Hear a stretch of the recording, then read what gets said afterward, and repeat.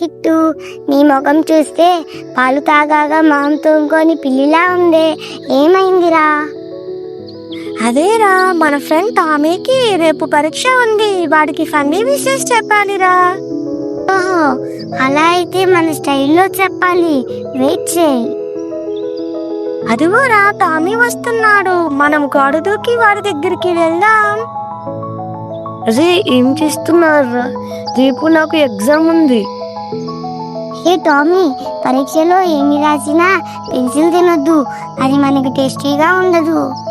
ఒకవేళ సమాధానం గుర్తులేకపోతే బోర్డు వైపు చూస్తుంది ఆన్ చేయకు, ఇన్విజిలేటర్ గబ్బెలంలో చూస్తుంటాడు.